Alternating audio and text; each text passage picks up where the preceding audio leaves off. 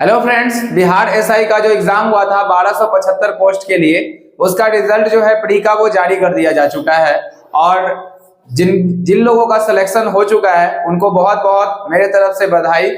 आगे की वो तैयारी करें। अब हम थोड़ा सा एक शॉर्ट रिव्यू देने वाले हैं इसका कि क्या कट ऑफ गए हैं इसके, और कट ऑफ के अकॉर्डिंग अगर हम बात करें कितने बच्चों का इसमें सिलेक्शन किया गया है, तो इन्हीं सब बातों पर आज हम इस वीडियो में चर्चा करेंगे कि कितने बच्चों का सिलेक्शन हुआ है मेंस के लिए, कितने गुना बच्चों को अब आगे बुलाया जाएगा।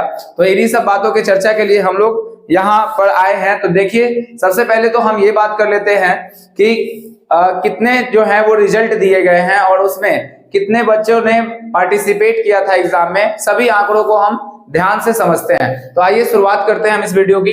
तो बिहार दरोगा प्री रिजल्ट के बारे में ये न्यूज है। तो टोटल पोस्ट जो था वो 1275 पोस्ट था आपका, और 1275 पोस्ट के लिए आपका एग्जामिनेशन कंडक्ट करवाया गया था। अब बात करें कि कितने लोग यहाँ पे प्रेजेंट हुए थे, तो यहाँ पर 5,36,754। अब ये कोई गलत आंकड़ा नहीं है, ये आयोग द्वारा दिया गया आंकड़ा है कि 5,36,754 कैंडिडेट जो थे वो बिहार एसआई के एग्जाम में प्रेजेंट हुए थे। उसके बाद की अगर हम बात करें तो ध्यान रखना है, यहां पर ये हुआ था आगे। देखिए, आगे के लिए आप आगे अगर एग्जाम की तैयारी कर रहे हैं तो इन सब गलतियों से बचे। देखिए आपने कितने लोगों ने इस तरह की गलती कर रखी है कि ये बहुत ही इंपॉर्टेंट मामला है आपके लिए, जहां पर आपको बचना है। देखिए, अगर इनका पेपर अच्छा भी गया होगा तो ये लोग फेल कर गए होंगे। देखिए आपके सामने जो आंकड़ा है वो किस तरह का दिया हुआ है। तो पहले हम बात कर लेते हैं, अयोग्य घोषित किए हुए छात्र हैं। कितने अयोग्य छात्र घोषित किए गए हैं? तो 21,758 छात्रों को अयोग्य घोषित किया गया है। तो आयोग ने इसका अलग अलग डेटा भी आपको उपलब्ध कराया गया है। तो बहुत लोग ऐसा बोल रहे थे कि 70 नंबर आ रहा है मेरा, लेकिन फिर भी रिजल्ट नहीं हुआ।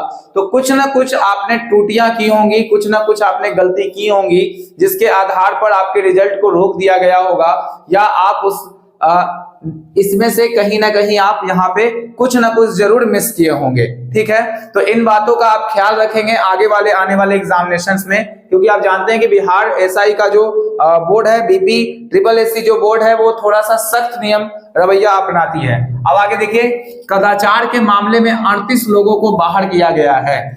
गलत रोल नंबर भरने वाले, देखिए ये आंकड़ा कितना बड़ा है। गलत रोल नंबर भरने वाले का जो आंकड़ा है वो 11,533 लोगों ने अपना गलत रोल नंबर भरने के कारण, अगर उनका एग्जाम अच्छा भी गया होगा तो उनको बाहर कर दिया गया है। आप सोच सकते हैं। अब यहाँ देखिए, तीसरे नंबर पर जो बारी है, गलत प्रश्न पुस्तिका नंबर।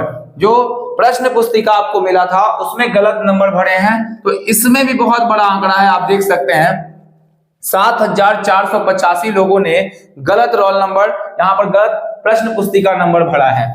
अब देखिए, ये भी कौन से महान कैंडिडेट है, इनको देख लीजिए। हस्ताक्षर ही नहीं किया अपना, और हस्ताक्षर नहीं किया तो वैसे 607 कैंडिडेट गए थे जिन्होंने उस पर सिग्नेचर अपना करना भूल गए थे। इन सबको आप अब अच्छे तरीके से देख लेंगे, क्योंकि आगे फर्दर जो भी एग्जाम होंगे आपको ये बहुत सावधानी बरतना है। हिंदी अनुच्छेद लिखने के लिए दिया गया था, इसमें भी 676 कैंडिडेट बाहर हुए हैं। अंग्रेजी अनुच्छेद में 1298 कैंडिडेट बाहर हुआ है, ये भी बहुत बड़ा आंकड़ा है।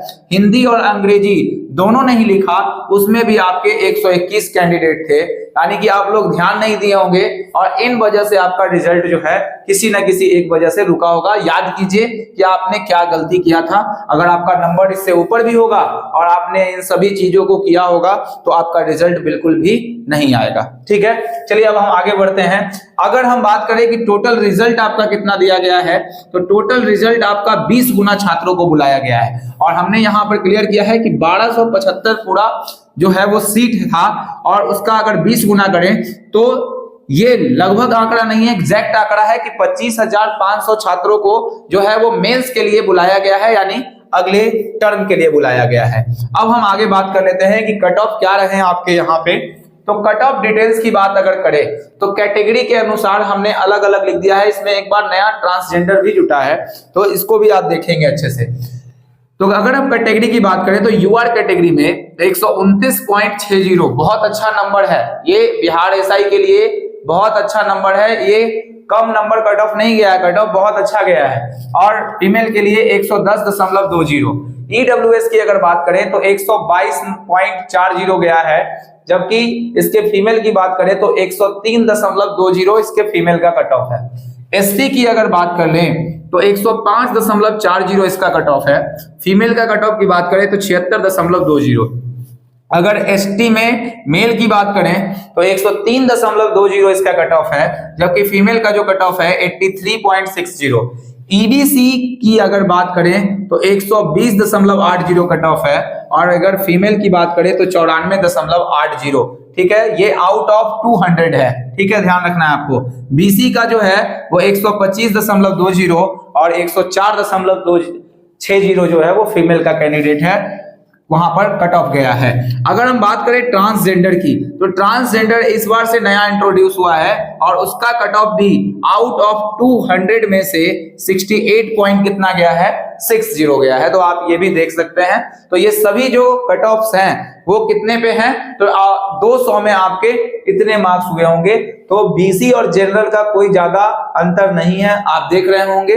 तो ये बहुत जाहिर सी बात है कि बीसी और जनरल में कोई ज्यादा अंतर नहीं पड़ा होगा। तो सबसे बड़ा मुद्दा क्या रहा है, तो सबसे बड़ा मुद्दा यही है आज का कि बहुत लोग बोल रहे हैं कि मेरा 70 आ रहा है, मेरा 80 नंबर आ रहा है, लेकिन मेरा रिजल्ट जो है वो लिस्ट में नाम नहीं है। तो यहां पर आयोग ने आपने यहां देखा 1 से 7 तक पूरा क्लियर किया है। अगर आप यहां पर कदाचार छोड़ दे तो अगर गलत रोल नंबर भरा होगा, अगर उसमें थोड़ा सा अगर आपने क्या बोलते हैं ब्लेड लगाया होगा तो भी आपका शायद रुक गया होगा। उसके बाद गलत प्रश्न पुस्तिका भरे होंगे, हो सकता है हस्ताक्षर छूट गया होगा, आपने मिलाया नहीं होगा, हिंदी अनुच्छेद नहीं लिखा होगा, अंग्रेजी अनुच्छेद नहीं लिखा होगा, हिंदी या अंग्रेजी दोनों नहीं लिखा, इसी कारण से आपके रिजल्ट रुके होंगे। ठीक है, और नहीं तो दूसरा ये हो सकता है कि आपने जो आंसर की मिलाया था तो उसमें से कुछ प्रश्न गलत हो गए होंगे जिनका आयोग का आंसर कुछ और होगा। तो ये हो सकती है, 2 पॉसिबिलिटी यहां पर हो सकता है आपके रिजल्ट को नहीं आने का। अगर हम बात करें कि मेंस के लिए अगर 25,500 लोगों को बुलाया जा रहा है, अब बात कर लेते हैं थोड़ा मेंस का सिलेबस क्या रहने वाला है, इसके बारे में हम बात कर लेते हैं। तो मेंस का सिलेबस, अब आपको हिंदी भी पढ़ना होगा। जो हिंदी जो होगा वो 100 क्वेश्चन पूछे जाएंगे 200 मार्क्स के। ठीक है, 100 क्वेश्चन जो होंगे वो 200 मार्क्स के होंगे, आपको ये बात ध्यान रखना है। और ये क्वालिफाइंग पेपर होता है। क्वालिफाइंग करने का मतलब कि जो ये क्वालिफाइंग होंगे इसमें 30% नंबर लाना आपको अनिवार्य होता है। अगर हम बात करें कि पेपर 2 में, तो पेपर 2 पर ही आपका मेरिट सेशन बनेगा, इसका पूरा मेरिट बनने वाला है। तो इसमें भी 100 क्वेश्चन होंगे 2 नंबर। लेकिन अब आपको ध्यान देना है कि इसमें मैथ का 10 क्वेश्चन और रीजनिंग का जो 10 प्रश्न है वो आपको इंक्लूड करेगा, यानी कि 80 प्रश्न तो जीएस से होंगे और 10 क्वेश्चन 10 क्वेश्चन मैथ से होंगे और 10 क्वेश्चन जो होंगे आपको वो किससे होंगे, तो वो प्रश्न होंगे रीजनिंग से। इस बार इंग्लिश को भी इंट्रोड्यूस किया गया था प्री के एग्जाम में। क्या मेंस के एग्जाम में आने की संभावना है, तो इससे कोई कुछ कहा नहीं जा सकता। अभी मेंस का जैसा सिलेबस होगा उसके अकॉर्डिंग, लेकिन प्रीवियस ईयर तक ऐसे ही चीजों को पूछा जा रहा था, 8, 10, 10। अगर इंग्लिश को इंट्रोड्यूस करना होगा तो 2-3 इंग्लिश जो है वो आपका इंट्रोड्यूस हो सकता है, नहीं तो नहीं होगा।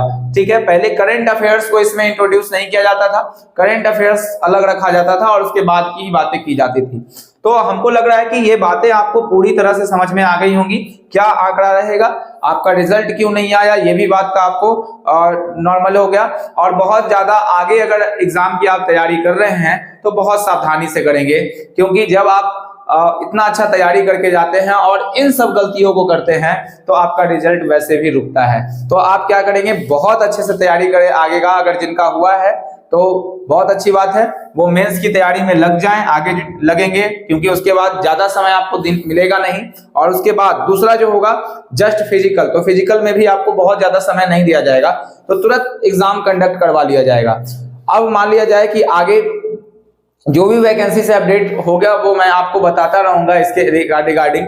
तो आप लोग क्या करेंगे कि जिनका रिजल्ट नहीं हुआ है, तो अभी बहुत सारा एग्जाम बाकी है, जैसे बिहार एसएससी का भी एग्जाम बाकी है। तो बिहार एसएससी के प्रिपरेशन में आप जाके अच्छे तरीके से लग जाए, ठीक है। और यहाँ से बिहार एसएससी में बहुत बड़ा पोस्ट है, लगभग 12,000 पोस्ट इसमें भी है, तो इसकी तैयारी आप बहुत अच्छे से करेंगे, ठीक है ना। उसके बाद एक वीडियो में मैं इसके बारे में ये चर्चा करूंगा कि मेंस का जो एग्जैक्टली सिलेबस के बारे में तो मैंने बता दिया, यही सिलेबस है उसके। उसमें आफ्टर मेंस के बाद जो फिजिकल में होता है वो क्या क्या होगा, उसके बारे में हम लोग अगले वीडियो में जानकारी प्राप्त करेंगे। चलिए ठीक है, अगर वीडियो अच्छा लग रहा है तो लाइक, सब्सक्राइब और शेयर जरूर करेंगे। तब तक के लिए मिलते हैं अगले वीडियो में, तब तक के लिए बाय।